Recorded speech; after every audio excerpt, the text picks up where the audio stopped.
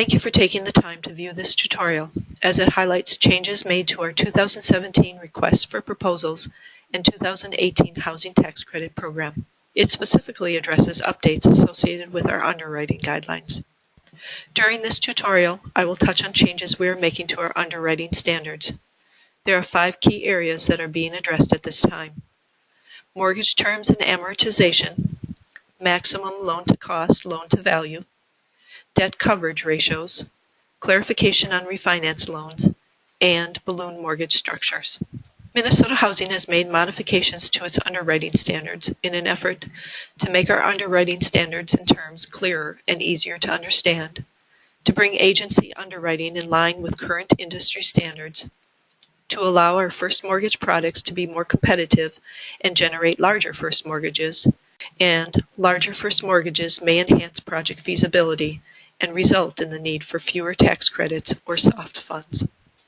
The changes applied to Minnesota Housing first mortgages under our low and moderate income rental program, also known as LMIR, while agency-originated mortgages under the HUD MAP program are subject to the MAP underwriting standards. All LMIR loans will continue to be insured under the HUD Risk Share program.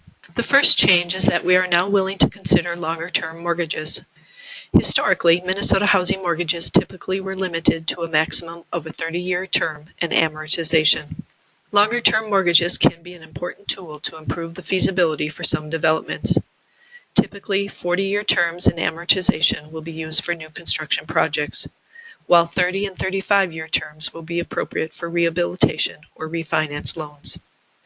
The maximum term of the mortgage will be determined by Minnesota Housing, and in these cases, the loans will be fully amortizing. Having said this, though, Minnesota Housing is aware that some developers are interested in shorter-term loans with balloon structures, and the agency is willing to consider such structures when appropriate. Balloon mortgages will be structured with a minimum of 17-year terms and amortizations between 30 and 40 years.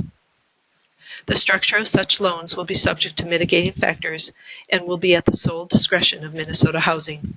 Such mitigating factors may include the overall project sources and uses, project debt coverage, and loan-to-value at maturity, as well as other risk factors.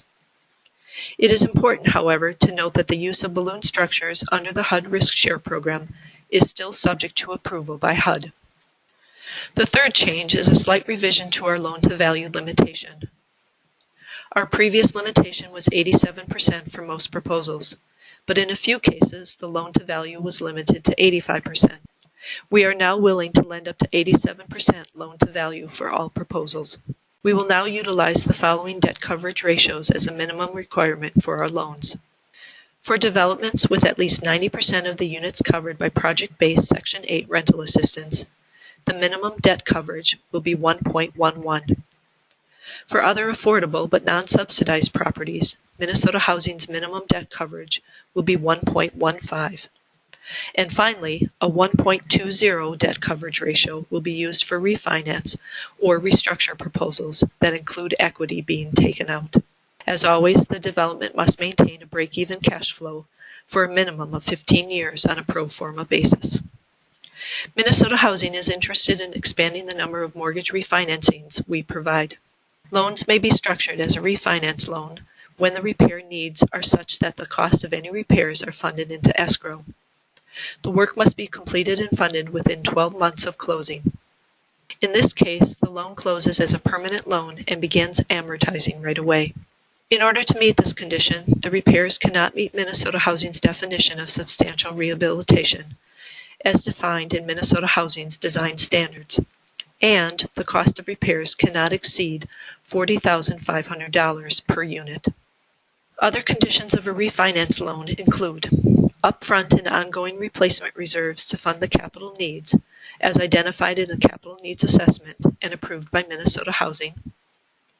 Existing guarantors must remain in place, and the loan must meet the underwriting standards.